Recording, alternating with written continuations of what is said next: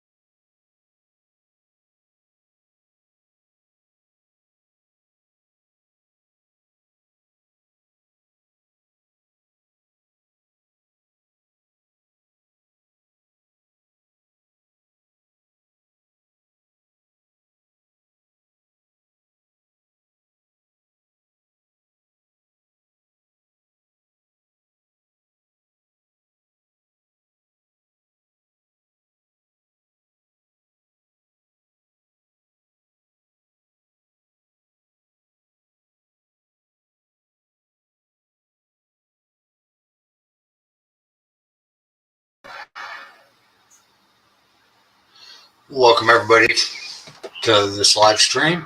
We're just waiting for the GUNCON um, discussion panel to start up, and here we have Frank. He's on scene at the um, live Grinnell, Iowa, at Brownell. I feel good. I feel suddenly I feel like I'm Geraldo Rivera. I'm live and on scene at GUNCON 2022. I got to tell you guys, it's been a fantastic experience being here. All of the great people that are over here, the great manufacturers, sponsors, the content creators, all of these folks over here have been A1, top of the mark, excellent folks to deal with, to hang out with, to shoot with. These are really salt of the earth people. Everybody here is fantastic, and doing a great thing. And the panel's going to start soon. You guys want to sit back and relax and watch that with us? That would be fantastic. If you have any questions or comments that come up, leave them in the chat, and if I can convey them to the board on your behalf, I'll try the best I can. But I know there's a couple of hundred people in there that got a microphone, and they're going to be looking to get on too. So we'll see what happens.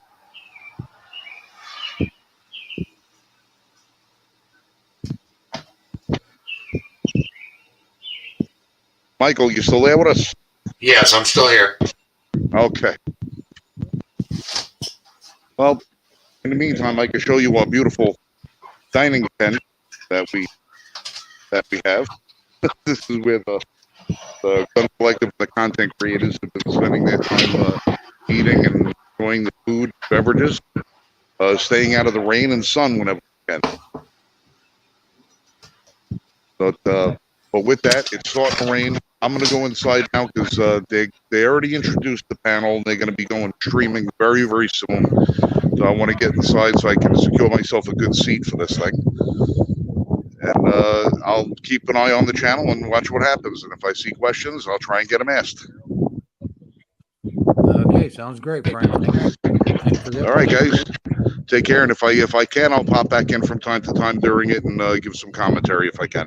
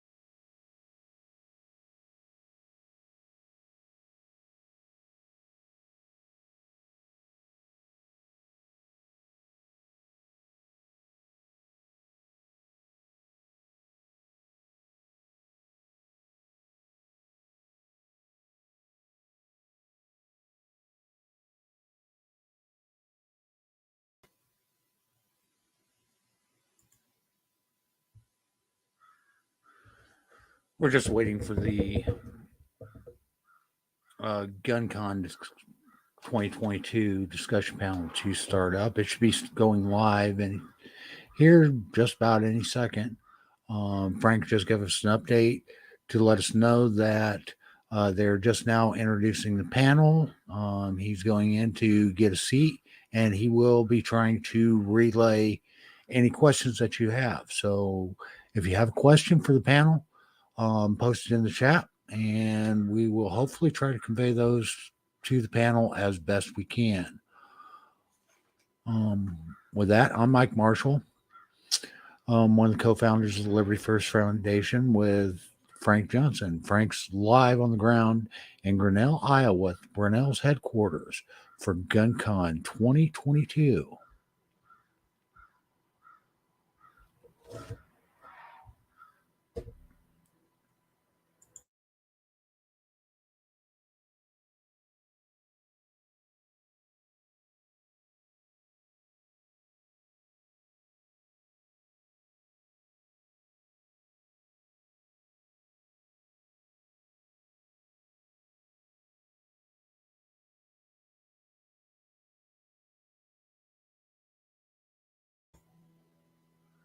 While we're waiting on the GunCon discussion panel to start up, Just want to remind you guys to check out our website at l1f.us. There you can find a lot of information. We've got a lot of articles and so forth. We will be starting up a podcast here soon, and you will be able to subscribe to that podcast. Podcast is going to be our live streams, which we hold every Friday night at 9 p.m. Eastern Time. And we ask you to join us on those, where we have discussions about the week's events in politics. And we discuss what the constitutional implications of those are. We really look forward to your input in the chat, giving us your questions, your comments, and we look for all viewpoints. We're not just there to put forth our opinions and think that our opinions is only one that is correct. We look and encourage input from our audiences, so that way we can actually be challenged on our opinions, but also so we can hear about other people. No sound about it's loud. Yeah, I'm really looking forward to this as well. It should be an interesting panel. It'll be interesting to see what they're going to discuss and what's brought up at it. Politically speaking, for the Second Amendment world, it's been a really interesting week. As a lot of you know already, a landmark Supreme Court case was just decided in the New York State Pistol and Rifle Association against Bauer, who is the superintendent of the state police, New York State Police Department. In that ruling, the Supreme Court said that New York State could not require that you show justification for why you should be able to carry a firearm. You're no longer required to show proof of a special need in order to be allowed to carry a firearm outside of your home. This has a lot of wide-ranging implications because there are 6 other states that have very similar legislation as to what New York State has. New York State was considered a May issue state, so essentially you had to show and justify your reason for wanting to be able to have an unrestricted carry license. The Supreme Court says, no, you don't have to have a reason. All licenses should be unrestricted, and essentially, if you qualify to get a firearm, you should be allowed to have a permit. And the only disqualifiers would be if you are not of good moral character. Other than that, you should be allowed to have a firearm for your defense and the defense of others. And that's kind of what the Supreme Court put forth this week.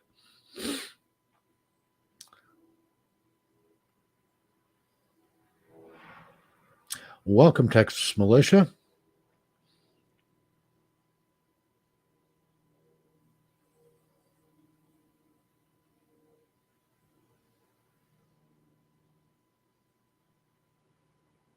Oh, that's another thing is the Biden just signed into law the Bipartisan Community Safety Act, which has several things that are major implications for the Second Amendment, primarily red flag. They've established a system for states to start implementing red flag laws using federal money.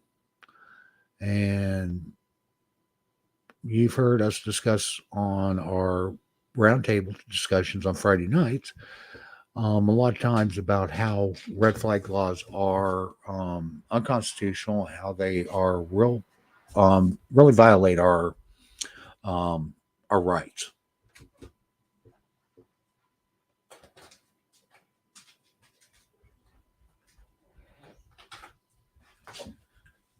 Excuse me for that brief interruption. I needed to let my dog out.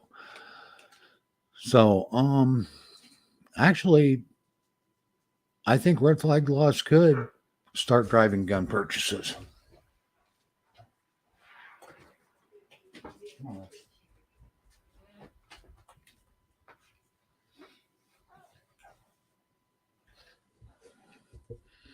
I think we're going, it seems like anytime that there is new,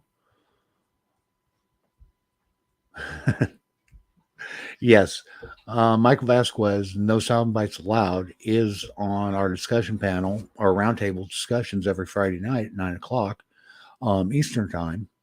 And he is very knowledgeable, especially in red flag laws, but he's also knowledgeable in the arena of politics. He's been a political commentator for quite a few years, and the insight that he has on the political system and a lot of the legislation that's going on is not common. It's out there and it can be common knowledge, but a lot of people do not know it or understand the implications of what our legislatures are trying to pass through, and essentially submit us to. Many cases, there are a lot further implications involved than what we even realize. And we get our information directly from the congressional website at congress.gov. We can go in there, and anybody can go in there and they can actually look at these pieces of legislation that they're trying to pass at the federal level. Each state also has their own websites that posts what legislation is being discussed, whether it be in the state assembly, the state House of Representatives, the state Senate, whatever your government does. So look into those. Get yourself informed. Know what's coming down the road. And besides just looking over the laws and looking over the titles of the laws, make sure, or these bills, make sure that you look at what's being the text of the bill and what's being amended to that bill, because the amendments don't show up in the main text of the bill that was introduced. They're always added in at a different point. And lots of times a piece of legislation, which is really good and something that probably should be passed, gets amended with something that is very detrimental to the freedoms that we enjoy here in the United States. So we're still waiting for the discussion panel to start up. We're streaming this live, and Frank is on the ground at GUNCON 2022 at the Brownell's headquarters in Grinnell, Iowa.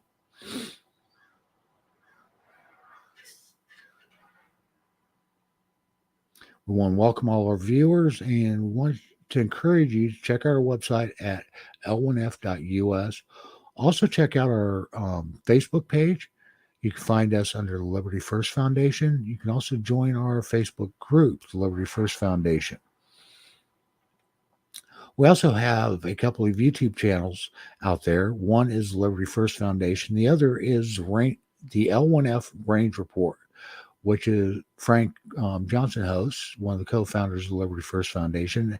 And he is the man that's on the ground in Grinnell, Iowa for GUNCON 2022. And we look forward to a lot of the information that Frank has been able to get while he's been there in Grinnell, Iowa. This all started up yesterday, and Frank was able to make a lot of great contacts and find out a lot of information from a lot of manufacturers and other Second Amendment advocates.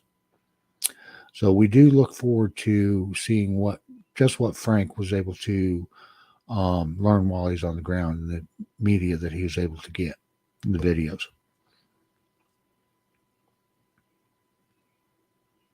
So we're still waiting for the discussion panels to get started.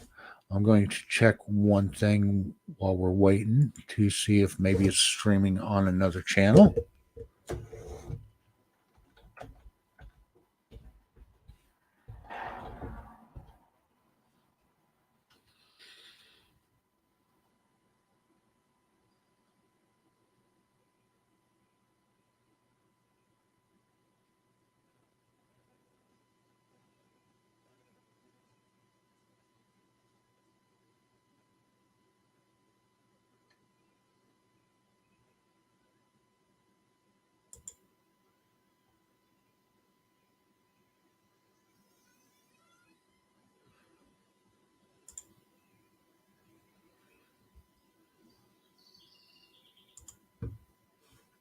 Okay, give me just a second. I'm going to change my share.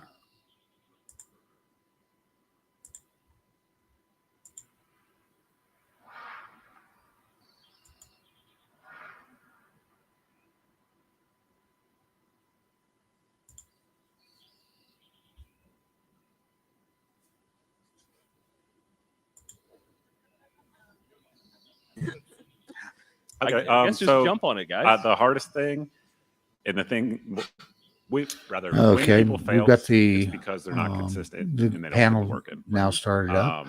And So then I'm going to go additionally, ahead and Google, of course, makes let the panel it take it. difficult for us. So. Yeah. But if you put the work in and you're consistent, you'll be successful. I think the other thing is there is this perception that we do something that is not it's like on a different plane, and it's absolutely not. The only thing that has brought success to the people that are up here is exactly what Mike is talking about. Hard work. It's just hustling. You know, I mean, I can't tell you how many hours of family time have been lost, time with their kids, time out of work, and money and investment and all of those sorts of things that come with a small business. That's what it takes. And thankfully, there's a good group of folks up here that have done those things to be a part of the community and hopefully make it better. I think Great that's question. kind of everything in life too. You know, you have to embrace the grind. You know, if you want to grow your YouTube channel, you got to have 2 to 3 videos a week, every week, all the time. Whether you're sick, whether you're tired, doesn't matter. You know, you just got to love what you do, and you'll do it a lot. Or 14 videos, like me. 14 in a week. He's an overachiever. 14? Yeah, man, one a day minimum, sometimes 2 or 4. Sounds 2 like or Andrew. 4. He skipped 3. Yep. Spoiler alert, Jared has no life. Right. Growth. I just blame all my problems on Facebook. I'm shadow banned everywhere. Valid. My friends have shadow banned me in real life. Right, exactly. So I'd Be sure to get your tickets, by the way, for the extra giveaways because you asked questions. That was great. like to talk on what Mike said. I met Mike a year ago at IV 8888, the range day. And I walked up to him and I said, Mike, tell me what I need to do to grow my channel. The same 2 things he just told you right now is what he told me. He said, I see people come to these events and then the next year they're gone. It has to be consistent. I work a full-time job, 12 hours a day, 5 days a week. When I get home from work, I'm in my studio downstairs making content. On the weekends, I'm making content. It's if you want to grow something, you're going to have to spend the time on the weekends not getting away from a job. You're going to have to create the job you want. So it's not a time to sit back and relax. It's a time to grind and actually get something that's meaningful. So That's a great way to put it. Yeah, without being discouraged as well. You've got to stay consistent, even if you're not seeing the growth, because the minute you let up, they see that you've let up. If you stay on them, it's going to be the one day you expect not to gain 2,000 followers. And then you have somebody calling like, hey, man, check out your page. So you just have to stay in no matter what. I mean, without being discouraged and just push through it and stay consistent. Absolutely. Yeah, I'll add to that real quick. Like the grind is real. Like it took me Okay, over- 14. It took me over a year to get 500 subscribers. So don't give up. If you're doing something you love, work hard at it and make it reality. Make it work for you. That's the truth. Well, thank you. Let's grab one from the internet. Do we have one, Orly? You got to give him about 30 seconds. He's got one, guaranteed. He's a pro. So we have Art Ilma. Oh, Art. Oh, we yeah. love him. We love Art. We actually know Art. We talked to Art. There you go. Well, there you go. His question is, what's the most damaging law that y'all see that y'all would have removed first? Wow. Combination of Gun Control Act and the NFA. Yeah, Agreed. that's the right answer. Yes, Yeah. absolutely. Yeah. All right. That was very That's a simple. quick answer. Make sure we get Art's information. We're going to make sure that he wins one of the Swamp Fox things. I don't know. It's like an optic and a mount. It's really, really nice. And you guys should check them out. Oh, yes. Send it to theguncollective@gmail.com. Thanks, Art. Okay. Let's get one from in the room. Go ahead. Hi, my name's William. Hi, William. I had a question for the reviewers of firearms. Has there ever been a gun that you were reviewing that did not live up to the reputation that, and you were nervous to review it out in the open? Yeah, get on up there. That mic. Yeah. So, how much time do you have?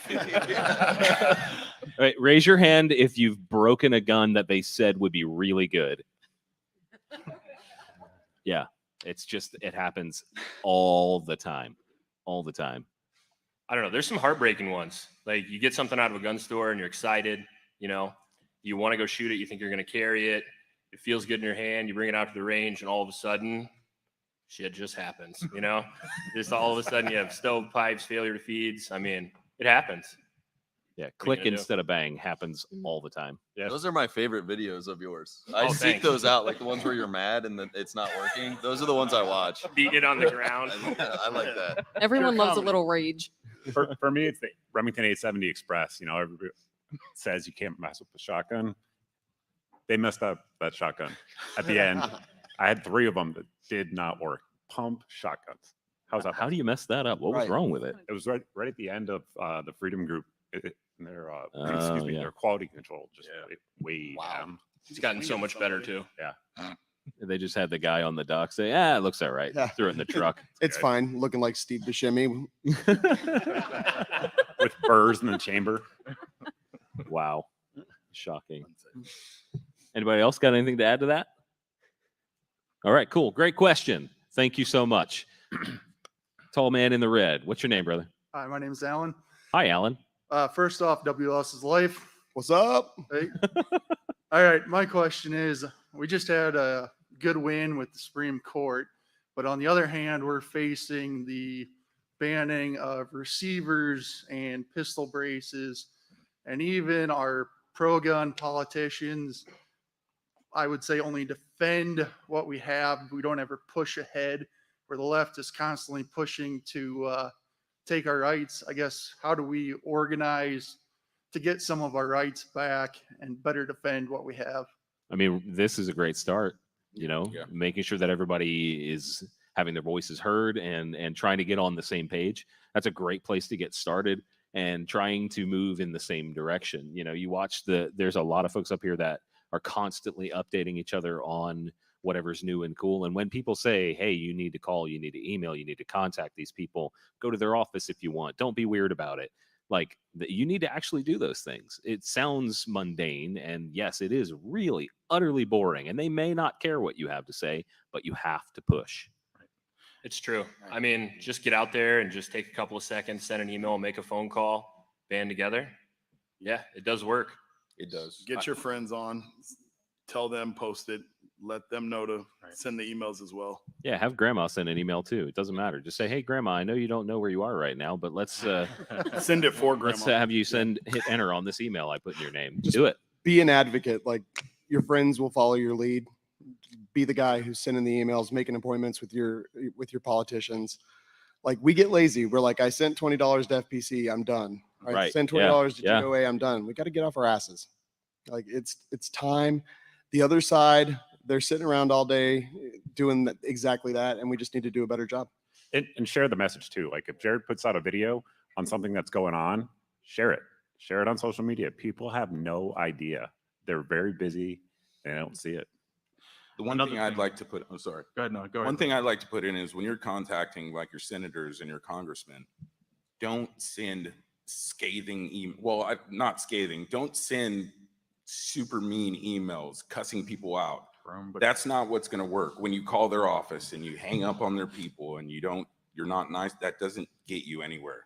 It's Yeah, better right. to just talk to these guys. They answer their phone, they have their aides talk to you, write a nice long email, and I guarantee you they will read that rather than skipping over your stuff. And that's a problem that happens in the public comments when they have the rules published. People go in there and they just, you can't do this because it's stupid, or it doesn't work like that. You have to have very thought out thoughts when you talk to these guys. To the items you brought up individually and in the beginning, that's the beauty of what Clarence Thomas just wrote the other day. Text, history, and tradition. Were there bans on receivers when we started this country? Nope. And it's going to backfire on them. And even the gun control that President Biden signed into law today with red flags, it's not part of our country's text, history, or tradition. And they got some learning to do real quick. Great question. Thank you. Thanks. Hey, Logan's here. High Caliber History. Everybody, shout out to Logan's channel. What's up? Was not expecting that. Thank you, John. Well, so in a history vein, I'm curious, what is your favorite gun from history? And it could be, we could be talking broad and just, I like German World War II stuff, or it could be something very specific. Like I like, George Washington's pistols that were given to him by the Marquis. Just curious what you guys like from. All right, let's everybody take this one. Start with Nate. This is going to sound weird, but I really recently have been playing with flintlocks. I think it's a lot of fun, and it's, not super dangerous. So I just like to pack a bunch of powder in there, and I like how it flashes, and, so I'm having a great time with that. I mean, it's kind of thinking about it. And honestly, the first thing that came to my head was probably the Henry 1860. I mean, it's so ahead of time for its era. Such an advancement in technology, it kind of introduced a lot of the concepts that we think today. And I can't really think of a gun at a time frame that I would rather have that would be such a bigger advantage upon everything else. So, yeah. One of the first guns I was assigned to carry was an HK MP5 full auto. I love that gun, and it's not just because they're there, but it's fantastic, and it was some of the best years of my life playing with it every day and getting paid to do it. So I have background. My grandparents both worked at the actual Springfield Armory, and I have a Grand that was made by them with their signatures etched into it. So it's pretty cool. That's awesome. Yeah. I was recently down here at Brownell's a few months back, and I got to shoot a Sterling thanks to Controlled Chaos. And all I can say is that was the most fun I got to shoot out of any guns I've held. My favorite's probably going to be the AR-18. And if you guys know about Brownells, they have the BRN 180. It's just a really smooth platform. I think it was really, really ahead of its time when it was invented. I have no idea why it didn't catch on. It's my thought, but it's a really cool platform, and I like that one. And also my pump action 22 that my dad handed down to me from when I was a kid. Really cool. Really cool. Okay, sorry, this one is hard for me because we do a lot with historical weapons. I'm going to go with the last one I bought. I came across a couple of Chicago Protector palm pistols. Really neat. There was two of them, so I had to take both of them home with me. But also near and dear to my heart will always be a Thompson Colt 1928. Excuse me, I'm not really good at the public speaking kind of thing, so bear with me. You're doing great. Thanks. But yes, the Colt 1928 Navy. That's the first machine gun I ever got to shoot. My dad took me out, and Rapid Fire Rachel was born, and love it forever. It's awesome. Shout out to Bob. The comped High Point C9. Always leave it to Sean to say something random. What? It's not made anymore. You can't get them. You can't find them. They've tripled in value, so they're worth like $200. Look, don't laugh at how I invest. Oh, Both of my answers were actually already taken. I don't shoot a whole lot of historical stuff, but flintlocks are fun because it's totally different than anything I've shot before. And the full auto MP5 is one of my favorite guns of all time. So thanks for taking those, guys. Appreciate it. My favorite is Eric's cannon. Eric from Iraq Vet 8888. That was the most fun. We shot that into ballistics gel a few years ago, and I've never seen a ballistic gelatin dummy reverse itself inside out while floating through the air in slow-mo video. That was really cool. Otherwise, Thompson machine gun. That's pretty cool. The old belt feds. I mean, there's so much. We could go on for hours about that. But yeah, the Cannon's probably top of that list. Cool. Thank you, Logan. Thank you. All right, blue shirt. Hi. My question is, a lot of times on your cast, you guys talk about wanting to show us something, but you really can't because you can't open it up or reassemble a firearm on your shows. Explain that to us as to, what are they going to do to you, or what's the stipulations that you can't do that? It's probably easier if you explain it to us, because they're very gray areas and they don't really, they're not very specific in what we can and can't do. Well, we could learn a lot more. I mean, I'd love to learn a lot more from watching you guys. Your long term, where you keep a weapon a while and shoot a lot of rounds through them. It'd be really interesting to see them after you've had them 1,000 rounds or whatever, and open them up and show us the wear. I mean, if there is wear and tear on them. I mean, we would all love to be able to expand to do that sort of thing. I mean, we had TGC had a whole series planned. Like we had episodes figured out about how to guiding people through builds and all those sorts of things. We were literally going to build guns every episode. And then YouTube went out and dropped these things, and Facebook and Instagram also followed right along suit. And, we wanting to continue being able to speak to you guys said, look, we're going to divert and, you can go to Brownell's and learn about that kind of stuff. But unfortunately, we can no longer bring you that type of content. There's plenty of it on the internet. It's just that, the sort of up-to-date content on the new guns can't be that right now. And it sucks. None of us like that. We all want to be able to bring that type of content. We just, to stay relevant and not have our channels shut down, we can't. You can go to my Telegram channel where I show how to make machine guns. That. Thank you. Seriously. Great question. I'm not kidding. He's like, no, for real. With the shall not comply shirt. Greg. Hey, John. Yeah, my name's Greg. This is for everyone. What was your aha moment to get you into guns? But then specifically for Genevieve, why did you start talking about mental health? Okay, so for everyone, why did you get into guns? What made you get into guns? And then Genevieve's question. I have a two-part. You got a two-parter. Go ahead, Nate. I've just been shooting my whole life. So, I bet that's a lot of people's story is their dads probably got them into it, and as long as I can remember. And then I started playing drums, and then I was like, I want to play drums, but I want to shoot guns at the same time. And then I started shooting. And magically, a unicorn was born. And yeah, man, I mean, now we're shooting to metal with like tanks and machine guns and stuff, and it's a great time. But my dad got me shooting. Same story without the drums. I grew up in rural Iowa and, got a garden. Dad doesn't want the rabbits in the garden, doesn't want to do it. Drums are too expensive. We already have a 22. So yeah. Just taught me how to shoot. It's a real bonding experience, to be honest. And it teaches you a lot of skills other than just marksmanship, patience, picking your time. There's so many different things you can learn from the building blocks of being a good marksman, and you can actually apply those to your everyday life. So, yeah. For me, it was the opposite. I grew up in a very anti-gun family in a very anti-gun state, but I was able to see things, and I could see the value of being able to protect yourself, especially in an area where it breeded the ability for people to be taken advantage of because they couldn't protect themselves.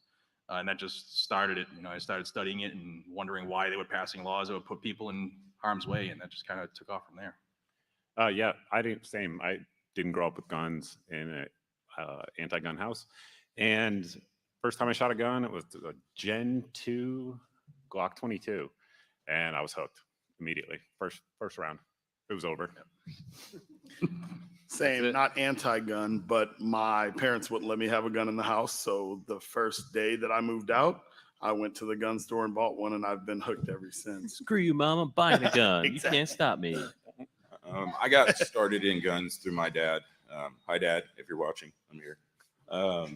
He allowed us to shoot BB guns in the backyard when we were kids. My sister actually shot me in the face on accident.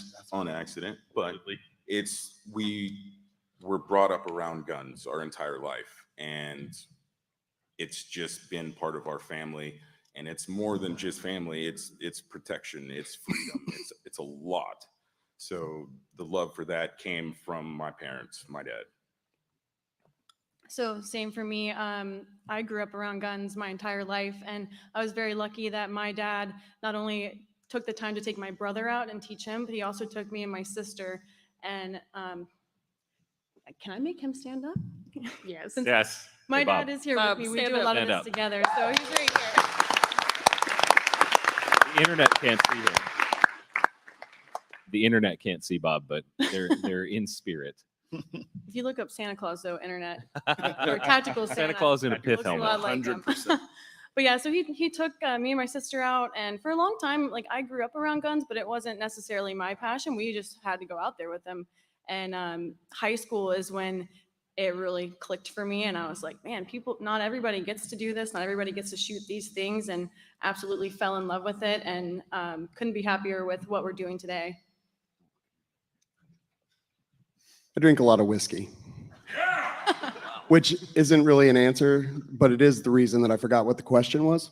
Now, I was camping and I heard something outside, and yeah, so I bought a gun, and here I am. Bears are scary. Great Yeah, answer. yeah. So shout out to my dad, Paul Jones. Hey, who's Paul, not stand looking at up. me. The internet can't see him, but they've seen him before.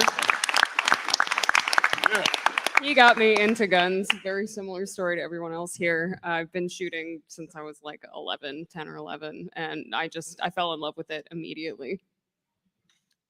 You have a two-parter. I did. I was gonna let you go and then Okay. come back to myself. I like that plan. Okay. So I grew up with guns in the house. I wasn't super into them. We did it in scouts, shot in the backyard all the time.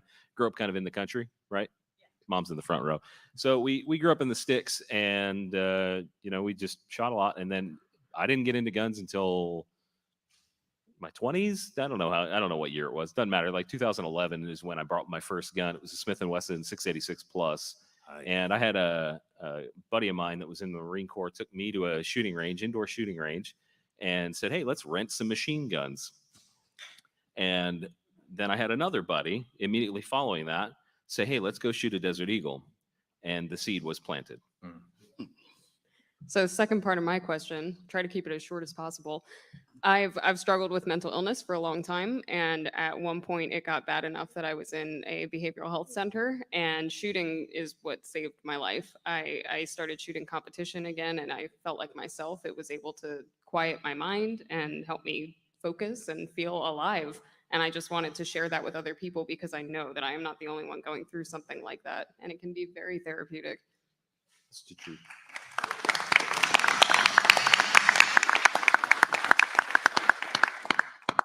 Great question. All right, let's take another one. Go ahead, brother. Hey, my name is Mike.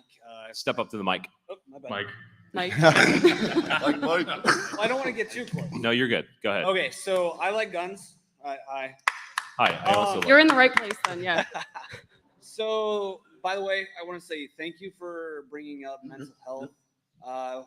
Combat vet to Afghanistan. Thank you. Did that and then have served in other capacities. But mental issues, all of that, mental health of veterans and then people in the military is huge. So just hearing, somebody even like, I don't know if you've served or not, but in the civilian sector, that's like, hey, this is me. This is what I battled with is awesome. Thank you so much. That means a lot.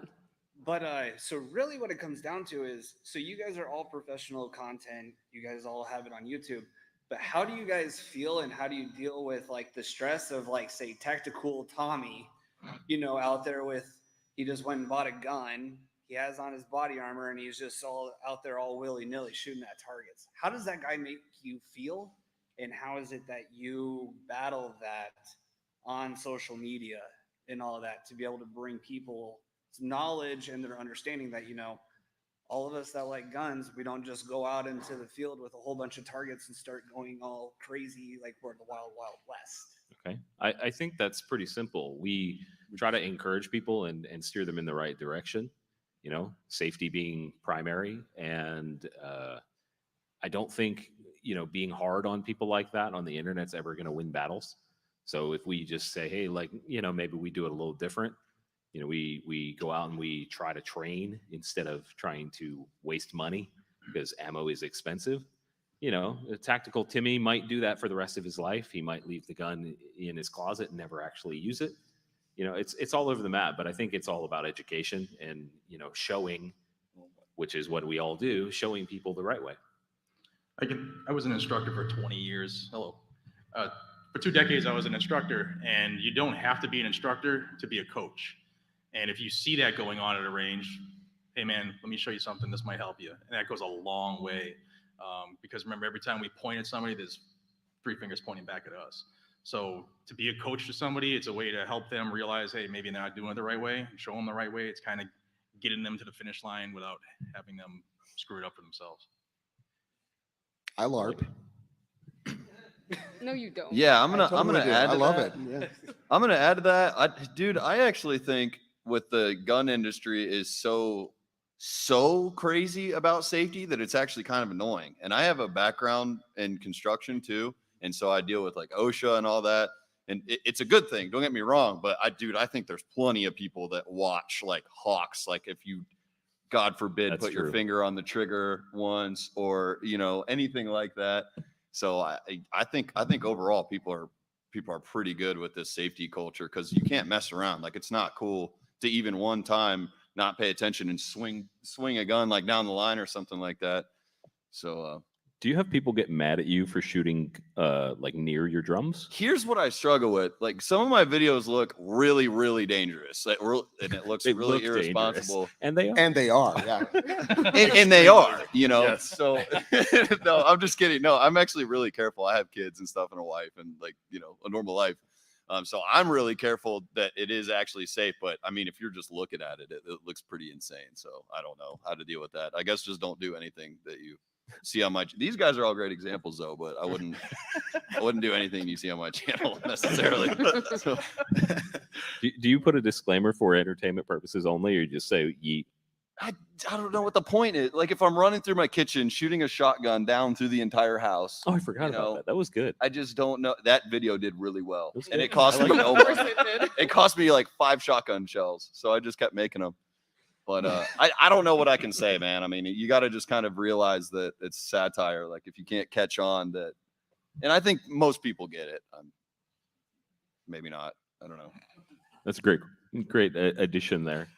Shotguns in the house equals views. Dude, Everybody? Like 40 million views. I wasn't even Noted. 40 million. What I'm doing later. I just want to say this is for entertainment purposes only. Disclaimer, everybody. Don't try. Hey, Orly, can we take another online question? Do you have one? We've got one. We've got another Swamp Fox optics package for this person. So Apex Nemesis is asking, what is the biggest impact I can have in a small town that I live in to help further the Second Amendment? Did everybody hear that? Okay. Biggest people to impact the in a small town. Take people to the range. Yes. Yeah. Yep. 100%. Absolutely. You're a small town, man. Any additions to that? And maximize your social media. It's a tool that you can use to reach people outside of your town, everywhere. And share other people's stuff. If you see something that is on one of our channels that you think is good and needs to go out to other people, share it. It helps us out and it helps it get out to your friends as well. There's likes, share, subscribe, all that stuff works. Share all my videos every time. And we're up here because we are considered influencers, but I think that we all forget that every single one of us is an influencer. Whether you have a tiny following or not, every single day you're interacting with people and you are influencing people. So if you go out there and you're wearing a Second Amendment shirt and you have a good attitude and you're smiling, you are influencing. I also think getting involved with like the young people in your life, you know, showing them how to shoot, you know, giving them some skills, giving them some confidence, you know, building that for the long term. And then eventually those people will be on your side as well. And that's how you build a good community. You know, that kind of is sort of a tag on to the prior question about how we all got started. And there was a lot of, hey, my dad took me, my parents took me out, that sort of thing. So if anybody watching, sitting out here, you know, if you've got young kids and you're considering taking them shooting, you know, when you feel that they are responsible and whatever your decision-making process is, go take them shooting. Do it. Make memories. Yeah, seriously. It's awesome. It's awesome. That was a great question. Thanks to that internet person. Apex Nemesis. That is a good name. That sounds is awesome. aggressive. All right. Let's go over here. Long hair, don't care. Yeah, basically. Love it. Yeah. My name is Luke, and I have a quick question. Can you step up to the mic, Luke? Yeah, sorry. Is this better? Yes, sir. All right. Question. What was the gun that like most underwhelming gun, but exceeded your expectations the most? So one we did not expect to be really, really good. Exactly. Yeah. Okay. Okay. I mean, I'd probably say the Taurus G3 series, to be honest. Like, I've never had that good of experience with Taurus, but I got that gun and I have 3-4 of them now. And, you know, a couple $100 gun shouldn't be that good. It shouldn't be able to do some of the things that it does. So it's pretty impressive, honestly. That and Canic. I mean, if you're looking at a gun that you want to buy for a reasonable price that has a whole bunch of stuff that's going to make your shooting experience a lot better, I mean, they're hard to beat. Yeah, Canic. It's a way to have something affordable that has one of the best triggers out of a box you can get, and very, very reliable.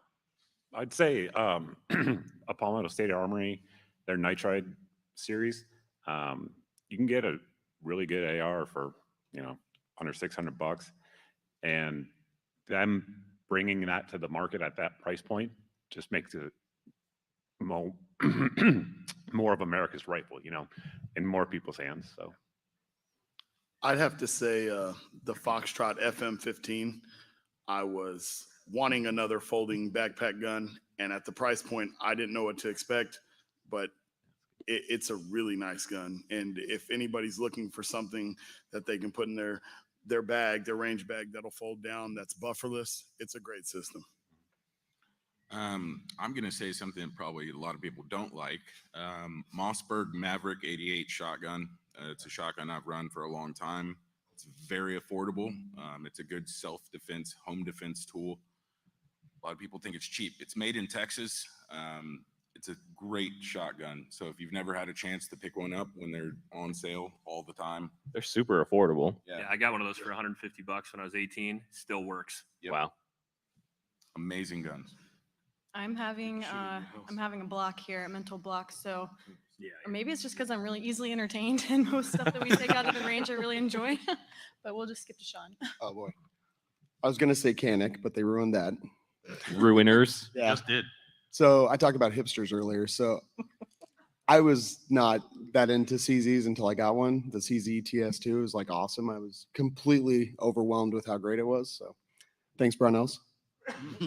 But yeah.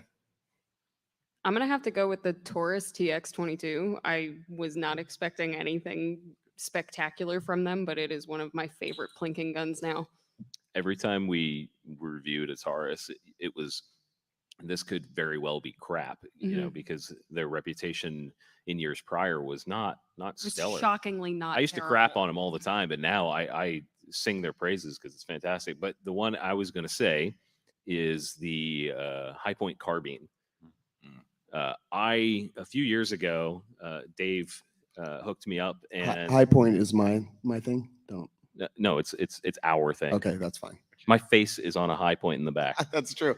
Okay, whatever. Never mind. Next. Yeah. So I made this video, and my point in the video that I made was to find out if that reputation of they're all junk was true. You know, I was like, maybe it is. I don't know. And I didn't have a single malfunction, and I still haven't. And they're so much fun. They are simple, and they know that, and that's what makes them great. All right, great question. Thank Nobody you. said Glock 44. No, they didn't. Hey, Glock, if you're listening, that gun is still terrible. Moving on. My man in the middle. Hey, my name's DJ. First, Honest Outlaw, my brother-in-law had to leave, but he wanted me to thank you / blame you for him buying a Staccato. I get that a lot. Yeah. The mortgage payment. You're absolutely welcome. Those guns rock. My question actually is for Mr. Guns and Gear, or anybody else who wants to chime in. Do you think the PSA Jackal and like CMMG has their new descent? Do you think that's because of the success of the BRN 180, or do you think that was just a natural progression, evolution of the way things are heading? Both. It really goes to what he was saying earlier about the AR-18 being such a good design, and obviously all of those systems utilize that technology in one way or another. That's really all I got. Yeah, I guess that covers it. Thank you. Thank you. Go ahead. Hello, my name's Patrick. Hi, Patrick. Wondering what brand you think is the most innovative? Oh, that's tough. That's real tough. It depends on how you look at the word innovation for me, because you could look at that as a brand that is focused on driving prices lower to make things more affordable, but still very good. And in that case, I give a big shout out to YHM for making really affordable, good cans. I think that's awesome because that means suppressors get into more people's hands. But in terms of like craziness, some of the modular stuff is starting to get really, really, really good.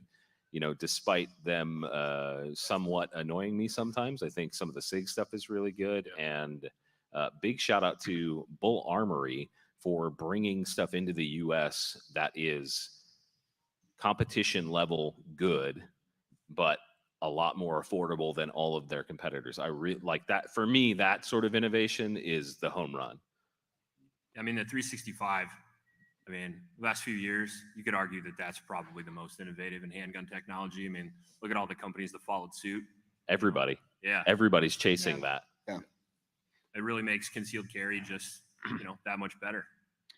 Yeah, same with the SIG, MCX, MPX, and that really changed a lot of things, especially if you're in a state that bans copycats or duplicates. It's not. I would say Holosun's got to be on the list. Oh, yeah, totally. Holosun. They push the envelope. They have capabilities that no other optics companies have. And then when paired with the ACSS system, it's just nuts. It's awesome. If you've never shot a Vulcan reticle, you need to do it. Yeah, 110%. That's such a good point. Anybody else? That was a good one. All right, that covers it. Thank you. Great question. 100%. My man in the GUNCON shirt. Hi guys, thanks for showing up, and big fan of Chris's channel. Congratulations on your award. Oh, I appreciate it. Thank you. You got me hooked on CZs. Thanks a lot for that. I try to do that as much as I can. I got my 07, so I don't know. I had a lot of people already brought up questions that I was always gonna put out there, but I guess I'll just ask what are you guys' thought as a group of the red flag laws maybe coming down the pike? And it is the biggest violation of the Constitution they've ever thought of.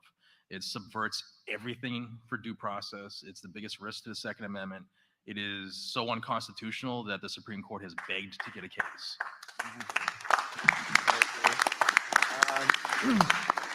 I also wanted to bring up there's a lot of from Iowa, and there's a lot of senators and congressmen that talk to get into office. Joni Ernst. Joni Ernst. Joni Ernst. Yeah. Light, if you live in this state, light her up. Right. She sold you I've out. already called her office, let her know what I thought of her, and I seen her stand behind. You gotta get more flies with her Yeah, than she's the up others. on stage in DC, smiling, her big smile when she talks to talk another way, gotta and be she gets up there and says a whole different thing. So I just want Politics, to say, unfortunately. keep your eyes on your senators, 100%. congressmen, email them, do whatever you got to do. Be nice, like you guys were saying, but be forceful. Yep. Firm but fair. Yes. Gracious yet firm, actually. I like to say. Also with red flag laws though too, in a time when we should be able to talk about mental health, it makes it very uncomfortable for people to actually speak out about it.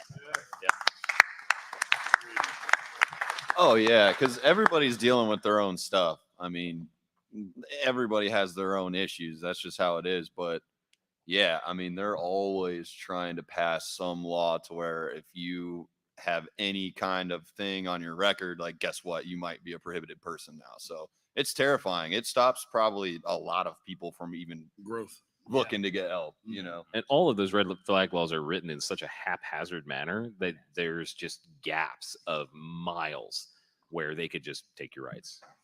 I've said this before, but there's a lot of people in the 2A community who support red flag laws or think that it's not that big of a deal.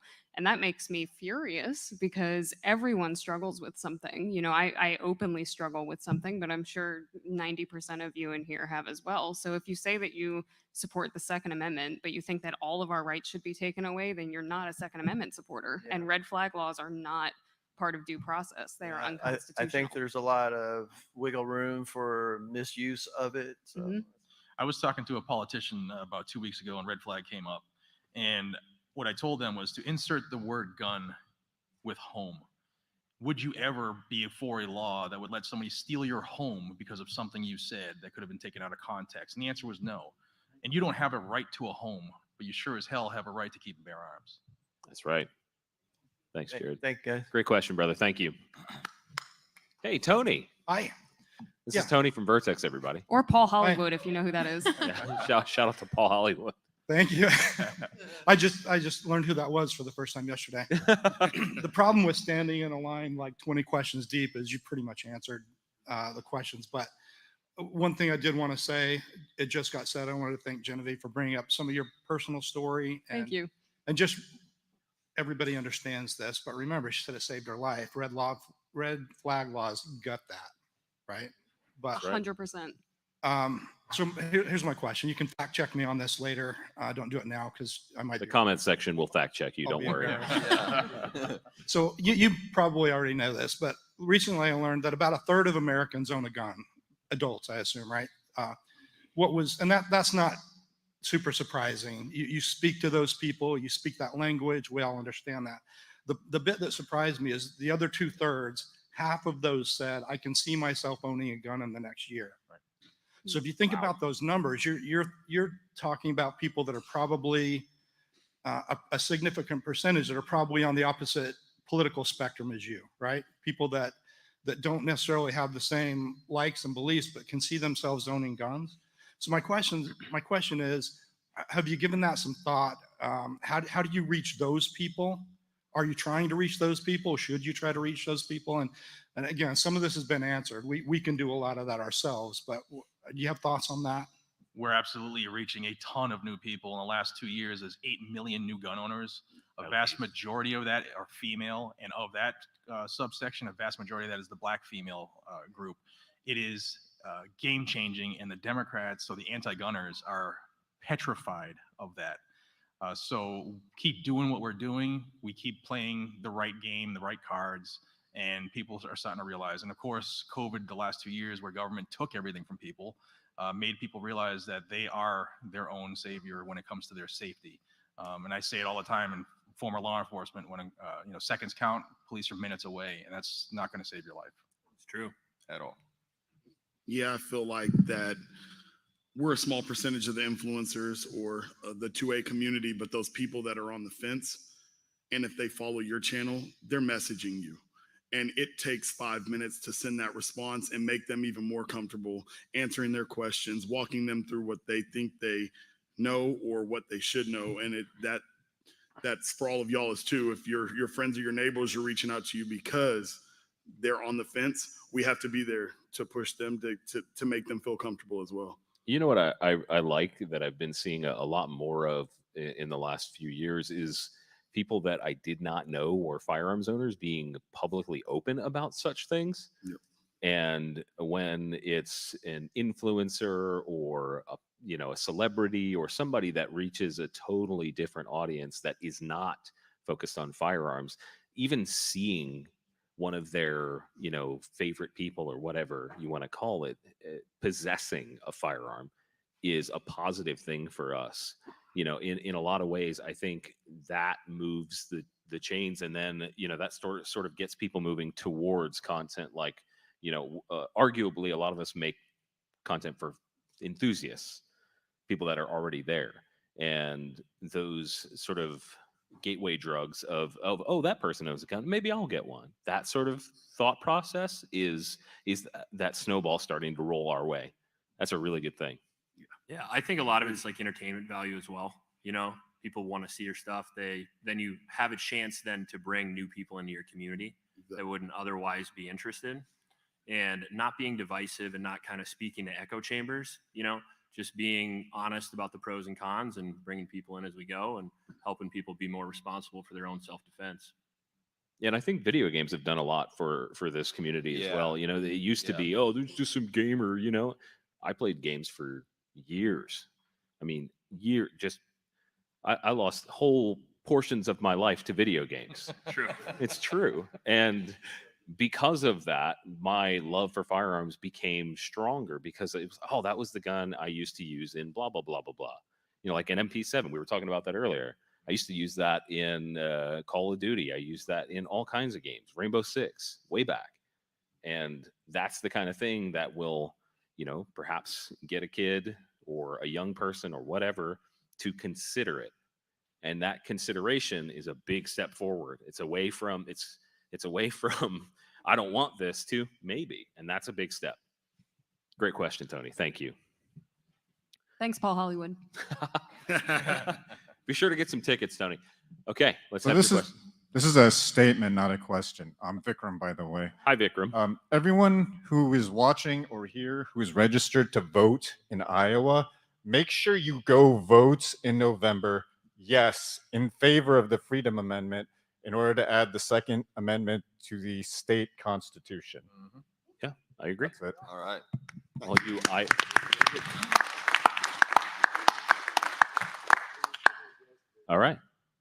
All right. Let's just keep moving. All right, go ahead. Hi, I'm Brian. Hi, Brian. Quick question. What's your favorite handgun and why Glock? Oh no! No, just kidding. No, That no, was no. just a joke. That wasn't a question. Where That is was a Ryan joke. at right now? I'm Not wearing a doing Smith this. and Wesson shirt, so. Now, my question goes back to we're all struggling through supply chain issues with COVID, the shutdowns. Manufacturing hasn't come back. Supply chain still screwed up. How are you guys working through that with your channels? It's got to affect your access to ammunition, new guns. Have you seen quality control issues? I've heard things. And do you think there's any end in sight? Yeah, I've seen a lot of quality control issues recently, and obviously there's ammo shortages, but it seems to be getting a little bit better.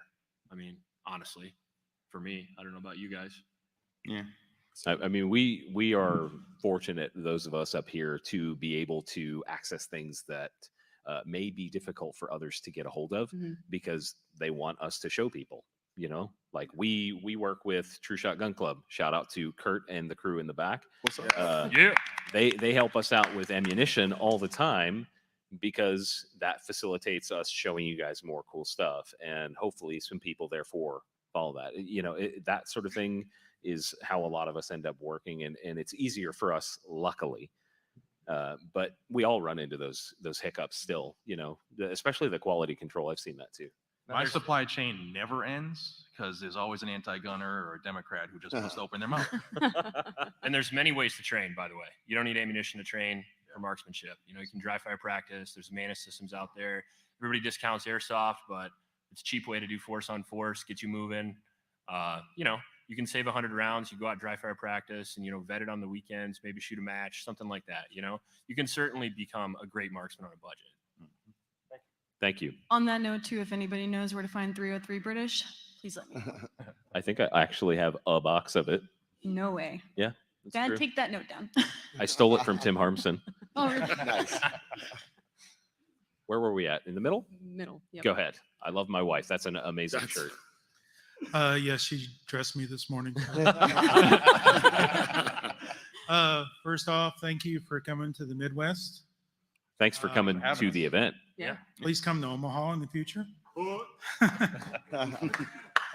My question is, I know the U.S. Army is switching to 6.5. When it comes to Lake City, which is a government facility, and they're going to have to change over and make a lot of ammo before they start issuing these things. The question is, when do you think we'll see, or will it even be an impact on 5.56? Because we get overruns from Lake City, and I guess the used brass is a good feedstock for some of the reloading companies. So do you see that being a blip, and how soon?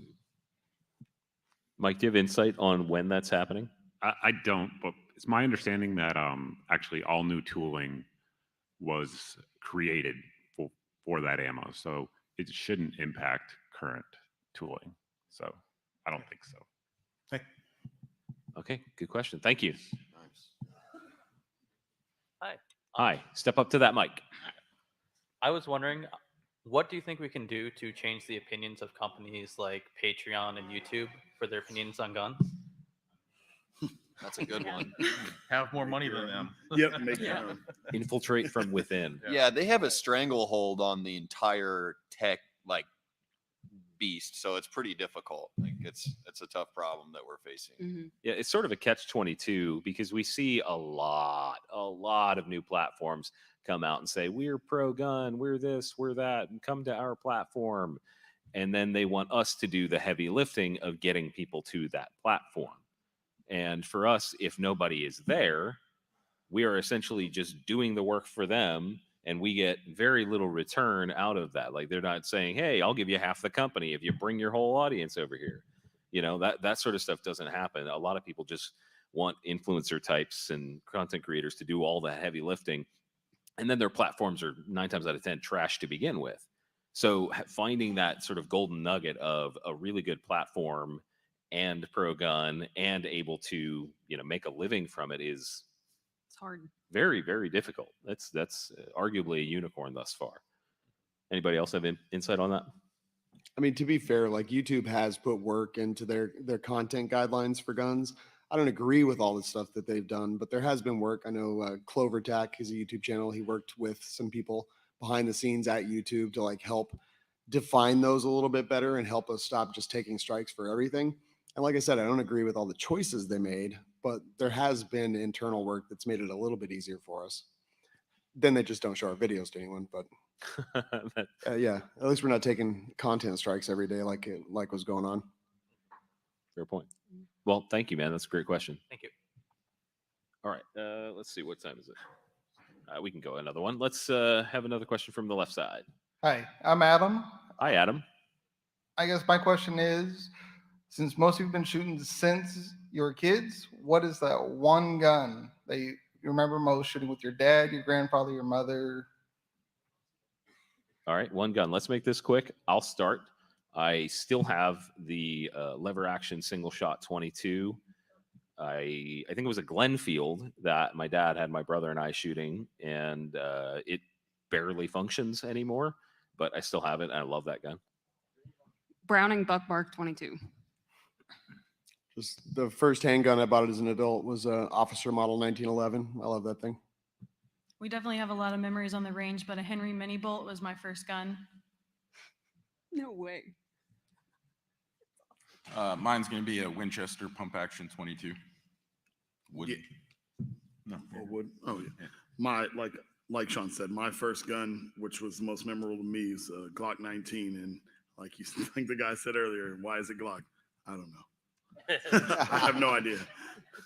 So my most memorable one with my parents, I guess, or dad, it was probably like 2 years ago, and he shot a full auto MP5, and his smile, the giggle switch, huge. Yes, exactly.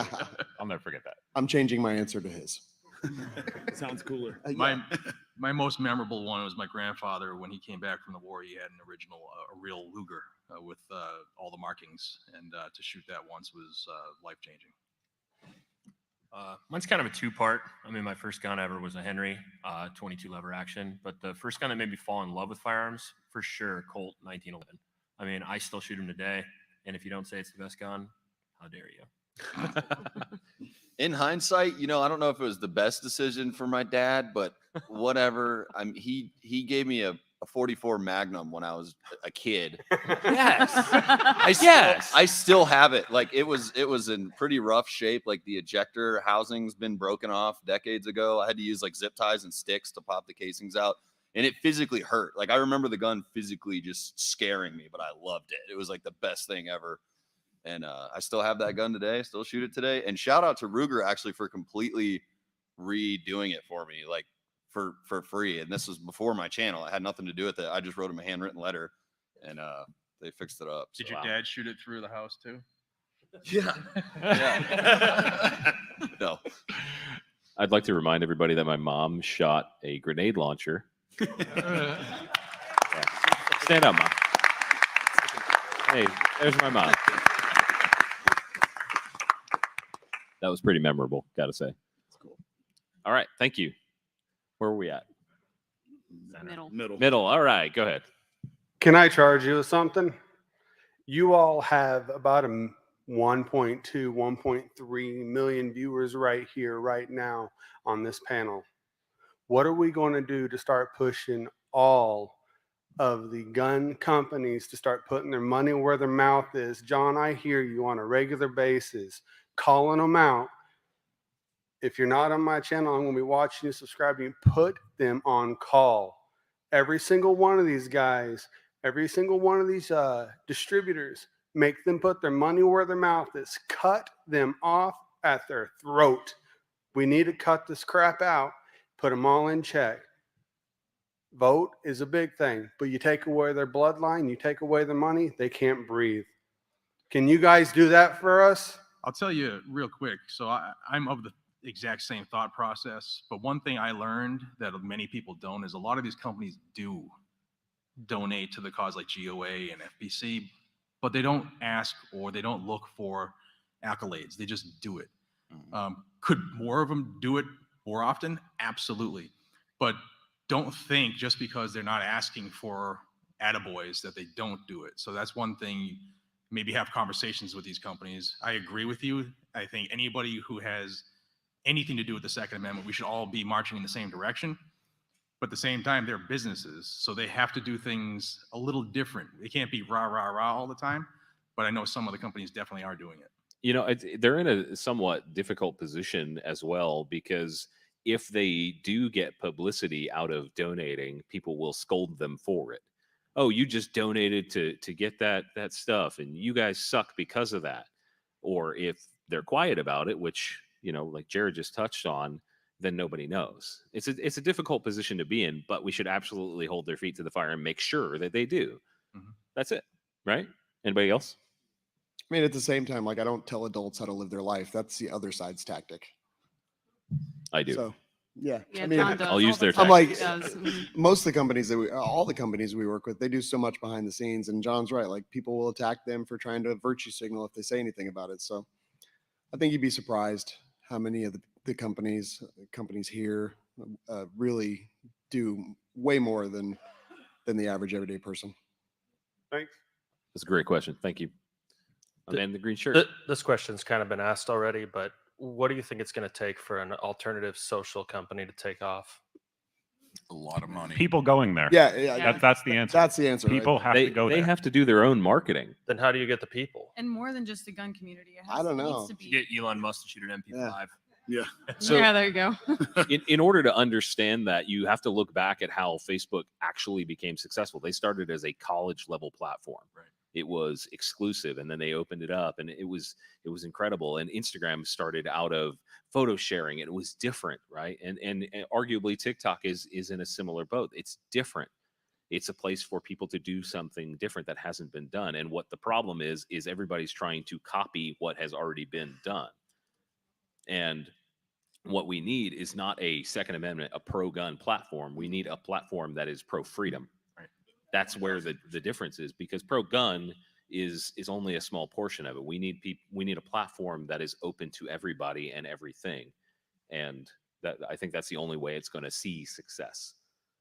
Yeah, but I mean, I join every single one that comes out, and stuff goes gangbusters for a couple of weeks, and then people stop using it. So, Yeah. that's really the truth. Like, people need to go there. We need to pick one, go one, participate, comment, post. Like, that's what we have to do. But we're all busy. What ends up happening is we get the same content posted. You know, the content creators that they ask to be a part of that, you know, that sort of thing, they end up posting the exact same content. So the people that go there often go, well, I can just go back to where I was, where I'm comfortable, and watch that content there. So there's no incentive for people, which is why it has to be different. And the companies have to do that heavy lifting to get people to that platform. Does that answer your question? Word. Thank you. Thank you. Let's take another one from the internet. We're going to give away, we have a package from Crimson Trace. It's like an optic, a hat, a knife, and a whole bunch of stuff. Orly? This comes from Morpheus. Morpheus. With 2 E's. Ooh. Nice. And Everybody has here- anyone's beard ever gotten caught in an action? Oh my, not in the action, in the stock every time. Happens to me every day. I don't have a beard, but I have used the Uzi after my dad, and he's had some beard hair stuck in this Yeah, sling it's swivel. it's the stocks. Yeah, more than the Voltor action. stocks are the worst. All the time. Yes. PDW stocks get me too. I've got like the beard spread against my shoulders, so I catch it when I'm trying to shoulder a gun a lot of times. So I'm just hook in, and then my face gets all contorted, and it's very, very uncomfortable. So I look like I don't know what I'm doing because I have to shoulder a gun 3 times to get my beard out of the way. The worst part is that like your beard gets pushed up, and then you're trying to film looking like this, just like Can confirm. have to go back and just film everything again because you look like an idiot. Well, You refilm stuff? Yeah, I mean, I just always look like an idiot, so it's fine. Sean ate some really, really horrendous things to get people to subscribe to his channel. It didn't work. It didn't work. So What I was the stopped worst it. thing? Dirt. Dirt was the worst? Yeah. Didn't you eat glue? Glass cleaner. No, it was hand sanitizer. Hand sanitizer. Dirt was worse than Dirt- hand sanitizer. Dirt was worse. I was everybody. nauseous for 3 days after the dirt. Dirt's pretty dry. Yeah, I threw up for a half hour. Where did you get the dirt out of the toilet? Out of a plant in my office. Oh no. Fertilizer. So anyway, subscribe. Thank you, internet. Morpheus. All right, let's go over here. Hi. So regarding military rifle design and similar civilian rifles, back in the 20th century, you saw a lot of interesting, unique designs like roller lock, lever lock, tilting bolt, and even H&K was designing the G11, which was way ahead of its time. But it seems like today all the new rifles are pushing towards AR-18 systems with AR controls. So do you guys think we're reaching a new era of like stagnation and complacency in the firearm market in terms of advancing it? I mean, I think that always happens once you get a new technology. You know, like if you look at the lever action technology, for example, I mean, what they do is they find a new technology, and for the next 50 years, they just improve upon it, improve upon it, improve upon it until somebody finds a better idea. And right now, as far as AR ergonomics, they just work the best for the most people. So they just use them. You know what I mean? I think when ammunition technology changes, the guns will follow. So, and I think it will relatively shortly. Yeah, I think there's some interesting stuff out there now, to be honest with you. You know, if you look at the Lago Arms Alien or something like that, I mean, there's so many different systems that could be applied differently and come up with different outcomes. And, you know, that's kind of the exciting part about reviewing guns, is that you get to try a whole bunch of different stuff, compare it, and see what works best for you. Yeah, I think one of the challenges is that, you know, we see a lot of AR controls because it's what people are used to and what sells. And they often have, especially in times like this where gun sales are spiking and, you know, it's all over the map, and, you know, make that money while you can, right? It's difficult to divert resources into really pushing innovation. And that's why you see a lot of the younger companies doing some really interesting stuff, and it's difficult for them to push through and get that word out. But we're starting to see some really, really interesting stuff coming. And I think it's less about right now being stagnant. I would say that probably a couple years ago, but I think what's about to happen is the cards are about to fall, and we're going to see a tidal wave of really interesting stuff happening. I don't know about you guys, but I sort of feel it. You know, you're like, this is interesting. This is interesting. What about this? And then it's just starting to accelerate, you know? I agree. Great question. Thank you. All right. In the middle. My name's Holly. Hi, Holly. I'm from right here in Iowa. As everybody Right. knows, more and more over the years, more women have been getting into firearms and wanting to go out and shoot and be more advanced at shooting techniques, just like men are. However, everybody also knows too, whether women want to admit it or not, we are part of the weaker sex. We do have smaller hands. We do not have a lot of grip strength to actually pull slides back or anything. And here recently, there have been a couple of firearm manufacturers that have came out with things that are more geared towards women or people that are a little bit weaker and have issues, such as the Smith & Wesson M&P Easy slides, and also Walther has also now came out with the PDP F series. So my question is mainly towards the females. What manufacturers would you actually like to see come out with a more female-friendly version of a pistol, something that they could actually carry, whether it be for professional or just for personal protection? Everyone. Yeah. That was going to be my Yeah, answer. yeah. That was for the ladies, Sean. Everyone. The Smith & Wesson is one of my favorite brands in general. It has been since I was a kid. And when they came out with the 380 Easy, I was really excited about it. As an instructor, I had a lot of people who were older, maybe had arthritis or smaller hands, or just not enough grip strength, and that gun was perfect. And then they came out with the 9, and that just sold me because I'm like, 380 is not enough. We need to. So I mean, all of them should be doing something like that, and not just for women, but for men who have issues with their hands too, or anyone who wants to shoot but can't pull the slide back. I mean, locking the slide is one of the most challenging parts of shooting to teach a new shooter. So I think that, all brands should be gearing more towards that. Rachel, what do you have? I would agree with that as well, but also a big fan of Smith & Wesson. That's what I got my mother-in-law on, and my mom as well.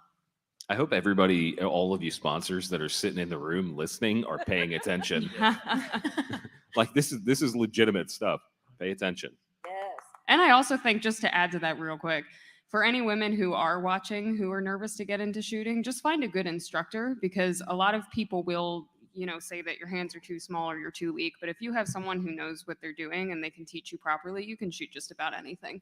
Also, too, somebody to look at just to help online if you don't have an instructor where you are. She Equips Herself does really good videos.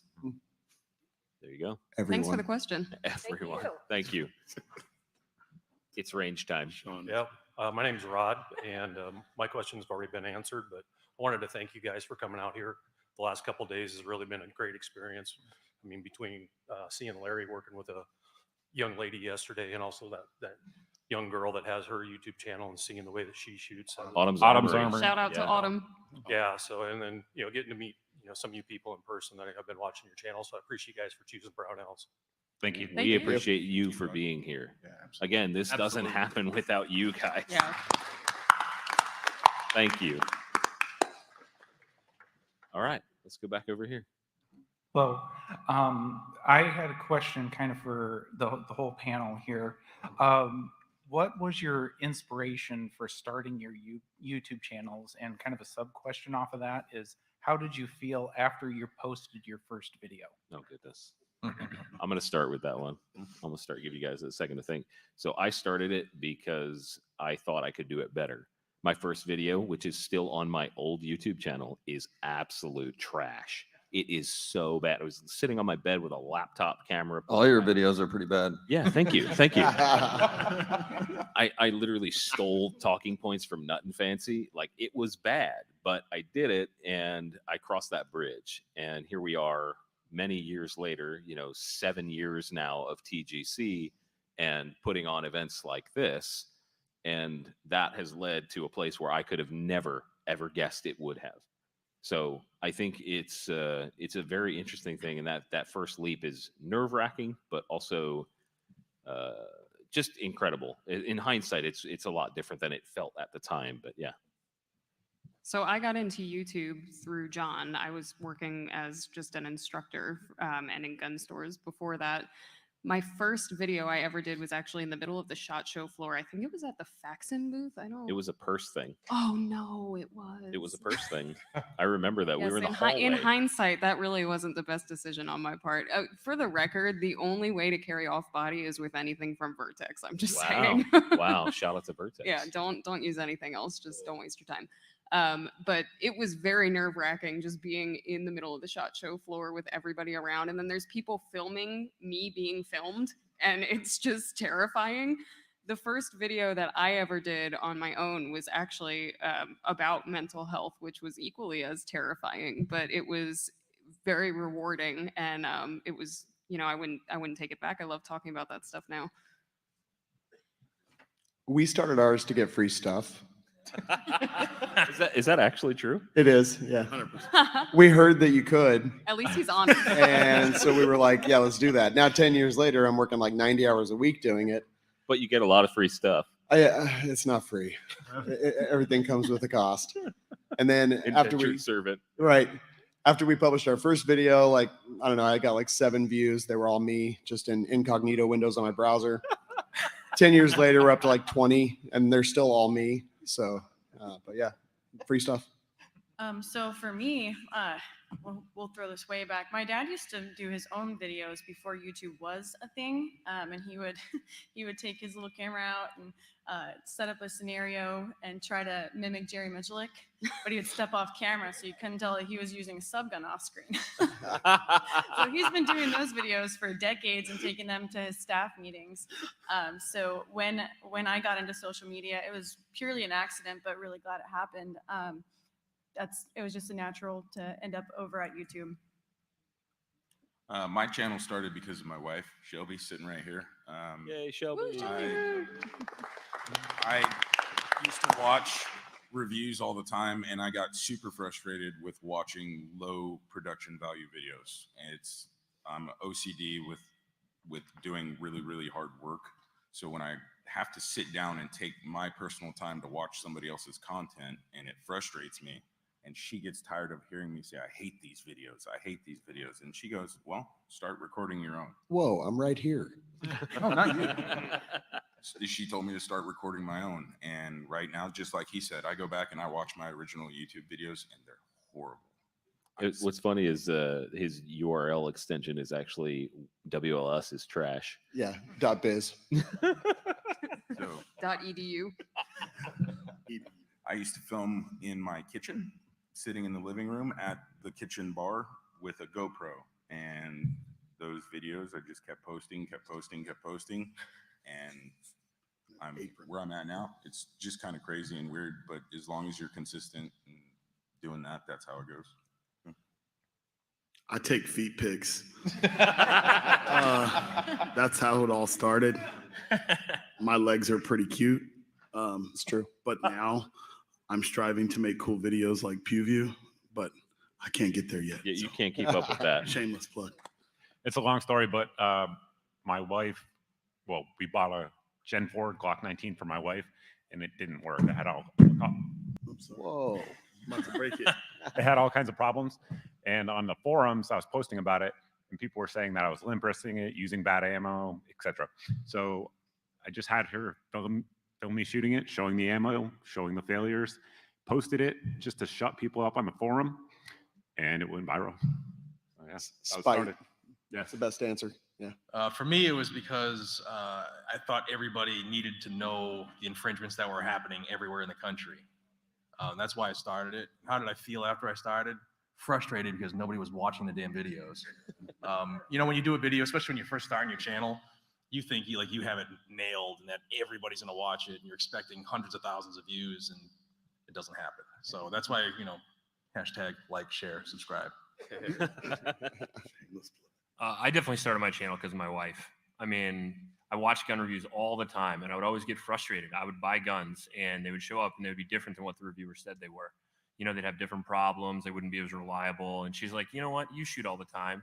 And she happens to be a pretty phenomenal photographer as well. So I kind of had a little heads up on a lot of the people here.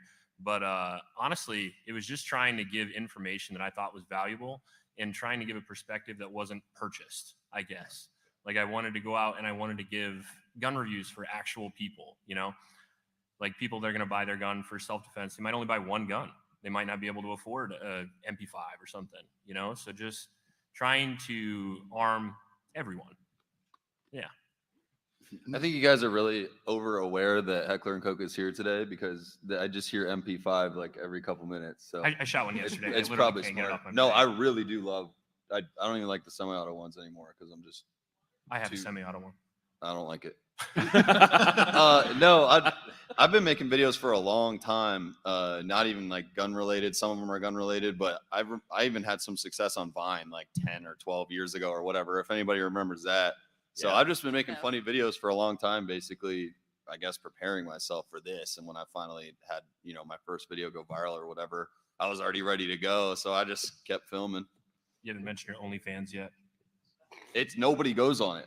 I push it every video. There's still only 2 people. Yeah. It's called Bun Drummer.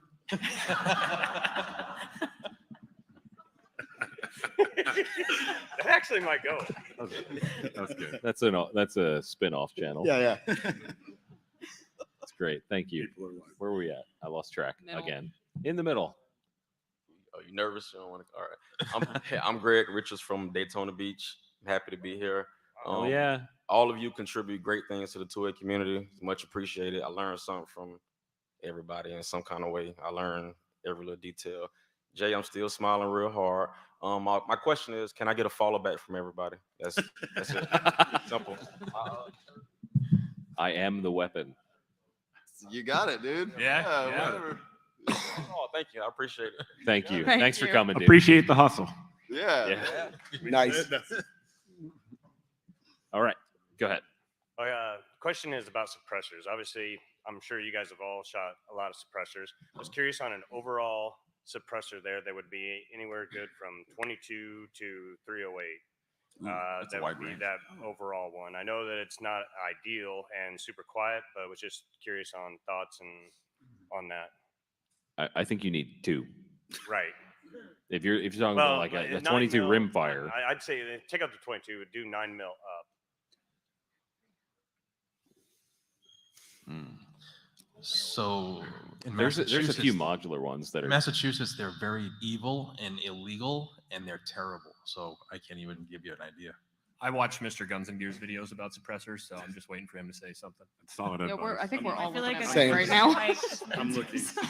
So it really depends on what you value, right? Do you value size, weight, sound reduction, cost, attachment system, etc., and just weigh what you prefer, and pick a can that fits it, because there's so many options. I mean, so many good ones. Like me, I like short cans. I don't really care about the reduction in sound as much. Other people, that's all they want. Right. So it depends. Okay. I'd find something you could put on multiple guns for sure. Yeah, I mean, I didn't think I would do that when I bought mine, and now I do it all the time. I literally move it from gun to gun to gun to gun. So yeah, I would They're go with real something cheap. modular. I think you need more suppressors too. And, I know. and something that uses a somewhat universal mounting system, as universal as possible. Yeah. Or you can go with something modular. JK Armament, they used to do solvent traps. They do suppressors now. You can shorten them, make them longer, whatever you need. So it's kind of a middle ground. I've shot a lot of suppressors, a lot of them. I've been to manufacturers. I've seen. I know most of these guys have, but from my perspective, the one can to rule them all Lord of the Rings thing does not exist. I don't think it exists. I think some companies are very, very good at making a decent can that does a lot, but I don't think there is one can that does it all well. Right. I think it's kind of like what Mike said. You kind of have to figure out where your value is. From my perspective, just buy one for every gun that you own. Sure. The suppressor companies will agree. Thank you. All right, on the left. Hi, I'm Josh. Hi, Josh. How has content creation changed you? Oh boy, that's a meta question. I don't work nearly as hard. I work harder. Yeah, same. Yeah. That's I have become more patient. When I first started posting videos, the comments that were negative used to really get to me. And I think it sort of changed my perspective of how I view myself, all of the negative comments. And, now I get them and I just try to have a conversation with people. I don't really get worked up about it or angry. So I think it's taught me a lot about myself and a lot about patience. I've gotten a lot more pompous. Opposite end of I the agree. I spectrum can here, echo Sean. one thing too, it's given me opportunities I never thought I would have. Yeah. Just insane things that, I mean, again, I never thought I would have. I'm glad you came to GunCon too. I never thought I'd be here doing this. This is the first time I've been on the panel, and I couldn't have done it without the channel. So I ditto what he says. So. Yeah, I agree. I mean, it's just cool. It gives you a different life, gives you a different perspective for sure. You get to meet a lot of different people, and all of them are interesting. And you get to learn a lot of different things, and you get to do what you like. I mean, content creation is just that. You can create content about anything you like. So I think the internet gives you an opportunity, just especially like me, like a small town Iowa guy. I mean, how would I get this opportunity otherwise? So it's cool. On the opportunity side too, like we've all said, or most of us have said, we grew up around this. For me, I grew up hearing my dad talk about different brands and different companies, and he's been a long time enthusiast. and spend a lot of money on some companies. But it's been really cool getting to do this with him and getting to introduce him to people on the other side of it now. And that's something that I would have never been able to do without social media. That and I spend a lot more time on my phone than I ever thought I would. Oh, that's true. Yeah, that's become a problem for me. I think the thing that I've learned is that I never, ever, ever, ever, ever want to go work for somebody else ever again. Yeah. Yeah. I work harder than I ever have before, and I love my job more than I ever have before. Yeah, I don't think I could work an office job ever again. And it's the opportunity thing. You know, you don't know what you don't know, and the things that come your way are wild. Yeah. You know, it's eye opening to say the least. Somebody sent me a sword the other day. What? A sword, like a real one. I've been cutting stuff with it.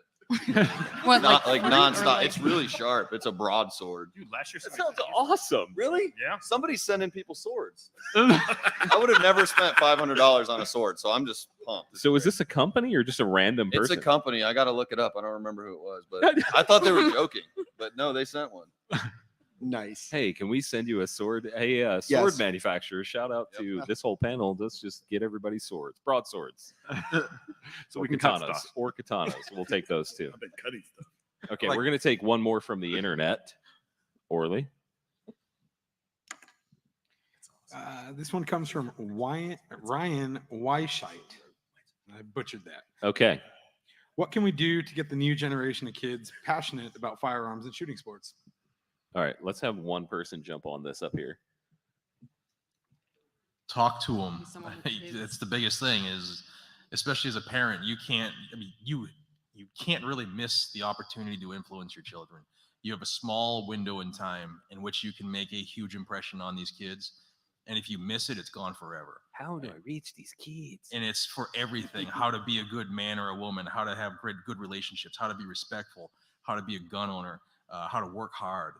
It all comes down to being able to communicate with people, and we don't do it much anymore. And that's why we're kind of in the situation we're in this country.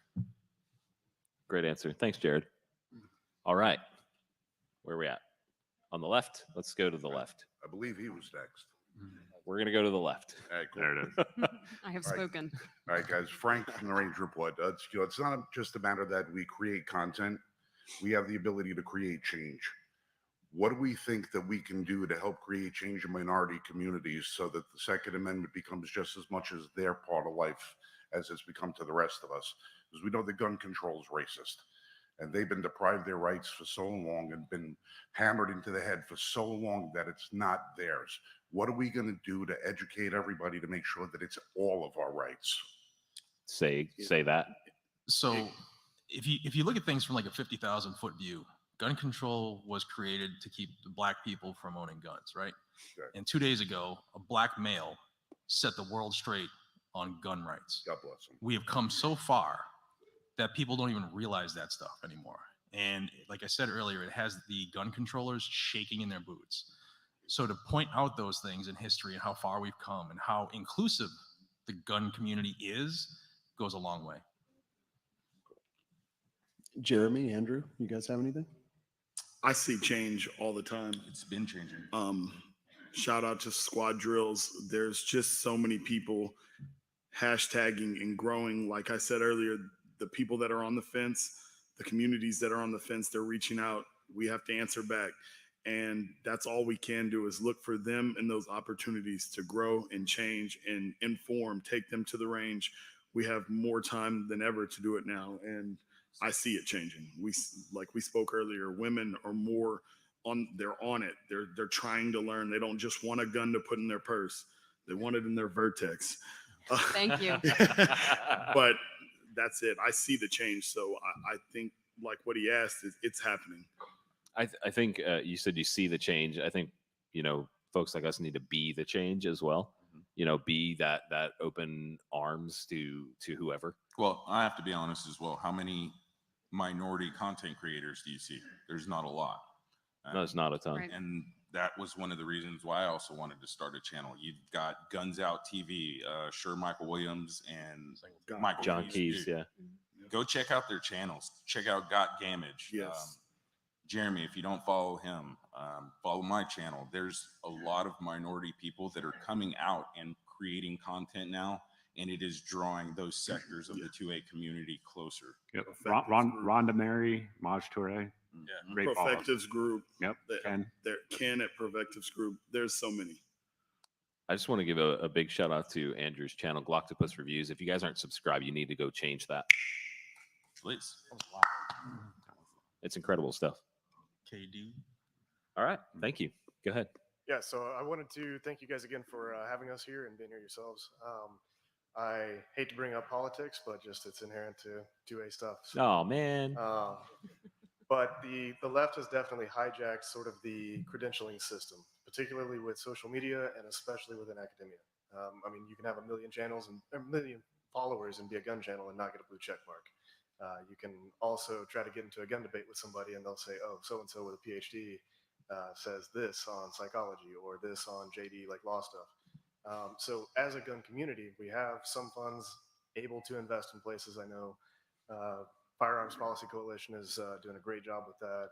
Gun Collective is doing good stuff with that. Brownell's also, and having events like this helps a lot.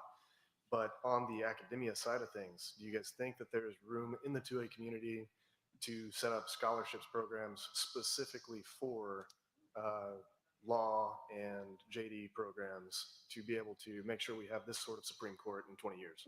I think we do see a little bit of that. We could absolutely see a lot more of it. I think more than ever, companies that set those sorts of things up, you know, they're paying attention. These funds are popping up that are paying attention to, like, oh crap, we're kind of losing ground here.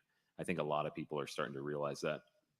And to be fair, those people that are screaming, you know, oh, this guy over here, my confirmation bias says that this guy is correct.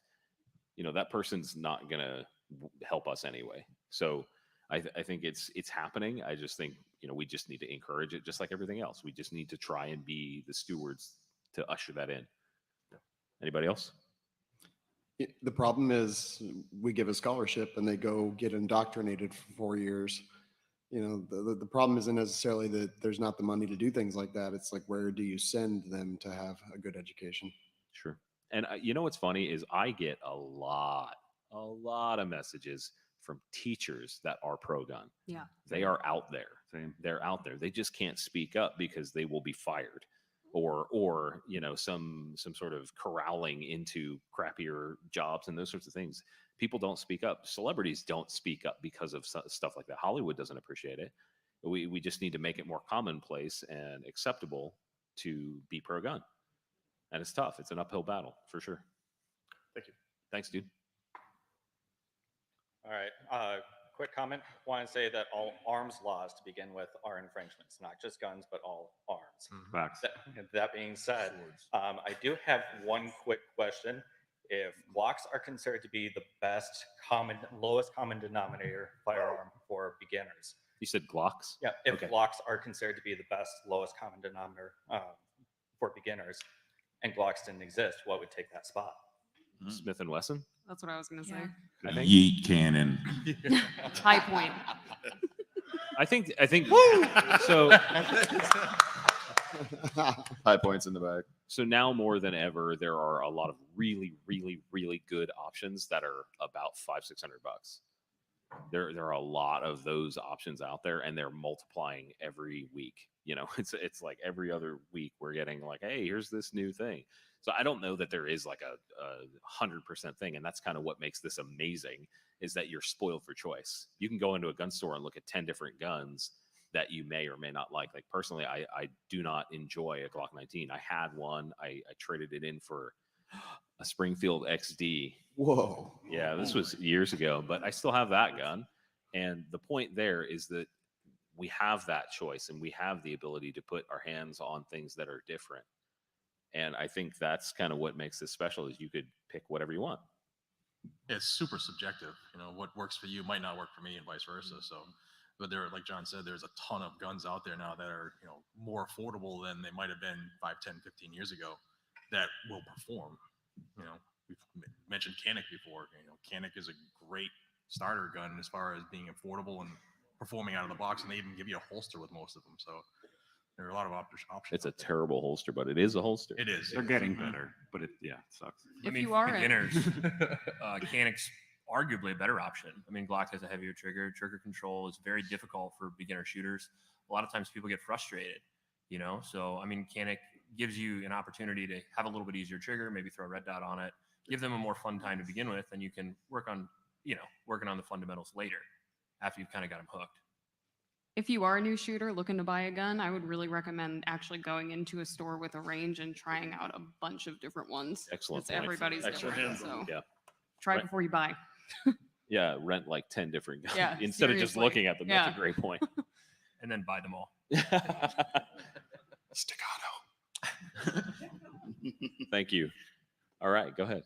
How do you guys prioritize and pick what you're going to review next? So this is for the reviewers, of course, but is this stuff you want to see? Is this stuff the manufacturer sent you, or is it stuff you've been dying to try?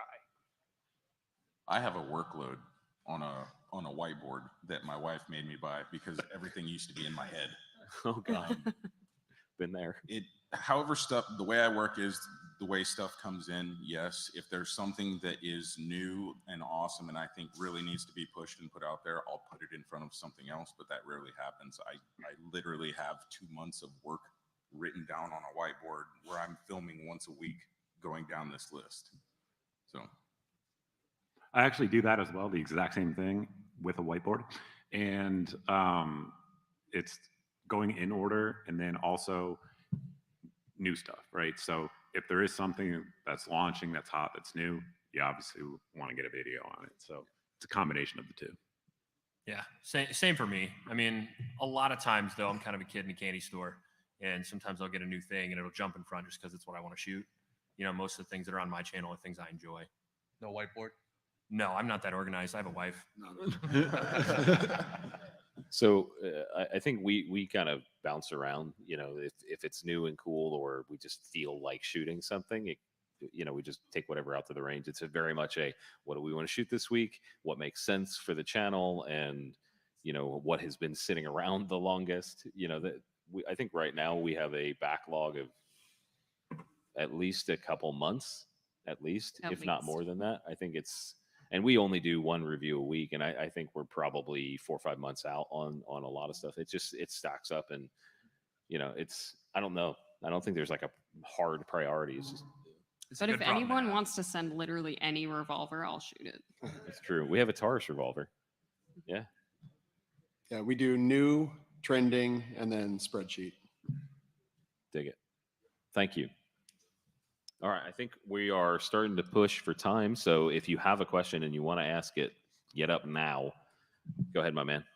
So you guys started your channel to quick fame and fortune and have people send you shit. What has turned out to be the biggest frustration or hardest part of maintaining the channel? Consistency. Yeah. That's the answer. Same. Yeah, that is very difficult because no matter how we are feeling, we still have to do it. Because if you fall off, you're having to climb even harder to come back where you were. So that consistency is always a challenge. For me, it's burnout.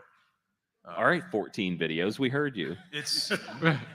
I would love to take a week's vacation, but I feel personally that it's my responsibility to keep everybody informed and to do it as often as these clowns are acting against our rights. It'll burn you out in a heartbeat. Thank you. Thank you. We appreciate you, brother. All right. Yes, Bill Heron from Hannibal, Missouri, of no relation to Sean, I believe. You might be my dad. I don't know. Outside of a possible pending divorce, do you guys have can you talk me out of buying the Flight Light MCR belt fed AR upper that I saw in the showroom in there? You should absolutely do it without question. Don't even think about it. Go get it right now. I say get it as well. Yeah. Wait. Why They're are we trying to awesome. talk you out of this? You got 7 minutes. The Flight Light MCR belt fed AR upper. Right. You There's just lots of said a girls. bunch of reasons to buy it. And you now have 5 minutes to buy it. Yeah. You don't have to worry about magazine bans. Exactly. Valid. Touche. Big brain energy. Yeah, that's the good stuff right there. Thank you. He's smart. All right, we've got 5 minutes left. Before we take another question, I want to make sure that everybody takes a second. Everybody's here. Please stop by our nonprofits that are the first in line over here. We've got Special Operations Wounded Warriors. You guys really need to check out what they're doing. Also, Hold My Guns. These are really, really important missions. Both of them do important work, and I need you guys to go over there. If you've got cash on you, donate, etc. Spread their mission and take some of their literature and understand what they're doing, because they're very important to us and Brownells, and we want you guys to check them out and be a part of it. Additionally, if you're watching at home, go to their websites. Thank you, Mike. And for anyone who has questions, fax and give me a box of shirts. Just find me over here afterwards, and if you ask a question, I'll give you a shirt. Hey-o, free See? shirts. See, you did it for free stuff. See, you didn't even know. You were doing it for free stuff. No, I give them free stuff. You misunderstood. Yeah, they did it for free stuff. Free stuff. I mean, there's raffles and stuff too. Yeah, lots of free stuff today. All right, go ahead. Real quick, sold all my XDs this recently, bought CZs. That a boy. Chris. Upgrade. And so went back to Springfield and bought a Helion VHS, and I wanted to ask anybody in the panel what they thought of it. I didn't shoot one. I haven't got to shoot it. I hate it with a fiery passion. Actually, you I actually do? I actually Yeah, I can't stand it. It's an awful ergonomics. Just weird. Like, I hate it. Is it an old design? How old is that design? It's pretty old. It's yeah. old. VHS too. Yeah, like I don't know. I just can't stand it. I feel Okay. like bullpups are one of those things that you either absolutely love or you absolutely hate, and I absolutely loved it. That's Yeah, fair. I thought it was the best bullpup I've shot, honestly. I mean, Wow. I shot 1,000 rounds through it for my review, beat the crap out of it, and I had bad luck with Springfield products, and I got to say, I had a really good time. I mean, as far as it stacks up with reliability with most other bullpups, and it also has better ergonomics, in my personal opinion. Wow. Very polar opposites Yeah, there. seriously. I've got like T-Rex arms. I can't. You can't reach. It's a solid shotgun for sure. Oh. Thank you. I can't. Go ahead. When is the last time you donated to the NRA? Never. My life membership It's that been I bought. years. Agreed. Yeah. I don't know when that Yeah, was. they waste a lot of mail on me, but when I did my life membership, that was the last time they got money from me. Same here. Same. Yeah, when they came in. So for those of you that don't know, they interrupted. So we partnered with them a few Oh, yeah. years ago. It was when the NRA annual meeting was in Atlanta. Some of these folks were on the panel that year. I was. And so we have this huge thing going on. They invited us in. We were partnering. Oh my God, the NRA is coming together with influencers. This was going to be amazing, right? It was going to be great. It's going to be great. And then they came in, the secretary, John Frazier, shout out to him, came in and screamed at us for electioneering, which was total nonsense. Never made an effort to communicate with any of us. There was never an issue of, hey, let's have a conversation with you. We don't feel comfortable with this. They didn't bother to understand what the event was prior, and then came in screaming at us to stop doing what we were doing because they're scared of change. They're scared. We have them shaking in their boots, and they should be.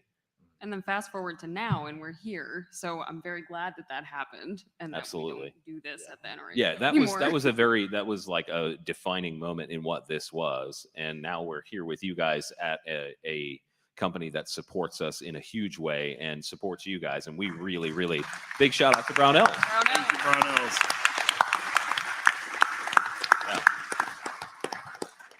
Guys, we got to wrap it up. I also want to make sure that we shout out all our live stream sponsors. I think there's one question. One more. Literally one person. One more question? Yes. Okay, we've got one more. Let's do it. Yeah, I'm at whoa. Whoa. I'm Evan from Faxon. Just wanted to see those of you that actually got to shoot 8.6 yesterday. What was your opinion of it? Oh, that's a good one. Love it. Awesome. Yeah, I love it as well. I'm building one. Nice. I'm building one, and I've shot it in 3 states. I liked it in 2. No, I liked it in all 3. It's fun. It's awesome. Nice. And then Sean, just a quick follow up. Is it true that Yes. Jeremy is banned from the state of Iowa, and that's why he's not here today? Yes. Yes. How do you get banned from Iowa? You know, he broke Evan's nose, and so it's really a restraining order, more than a state ban. TPOs don't cross state lines. Whatever. That's actually a true story. He did break his nose. Yes. Was it intentional? It was in Vegas. So it was intentional. Well, So what had happened was, All right, we're gonna leave that for another day. Let's make sure we give a shout out to HK. They're here. HK sponsored the live stream. Also, Aero Precision, they're back there. Shout out to them. Then we have a couple brands that didn't make it today. They couldn't do it. We have Federal Premium Ammunition. They sponsored the live stream. Big shout out to them. And also Henry Repeating Arms. So, guys, make sure you check those companies out. If you're watching out there live, go to their websites. We can't link them because YouTube. But anyway, thank you, guys. I also want to say a big thank you to all of you up here. We could not make this happen without you guys. So seriously, from the bottom of our hearts, thank you. it only cost me $1,000 to get up here. So follow your dreams. Anyone can do it. It's true. Hey, one more thing before we wrap up. I want to, all the volunteers that came to help, everybody that donated their time today, those guys are the real heroes. Like, seriously, there are so many people here that jumped in to help, and we just want to say thank you to them. So that's it, guys. If you have any other questions, we're going to be hanging out. The raffles, the giveaways, all that stuff will be happening at 6:30 local time. So thank you, everybody watching live. Thank you again. We really, really do appreciate you. We'll see you hopefully next year. All right. Awesome. I got to go pee.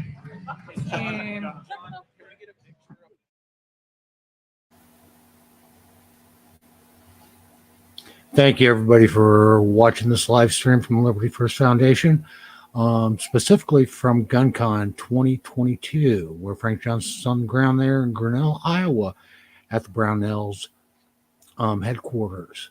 This was brought to you by the Gun Collective and Brownell's at GunCon 2022. I appreciate the comments and questions in the chats, and I appreciate our audience. And I invite you to watch us every Friday night at 9 p.m.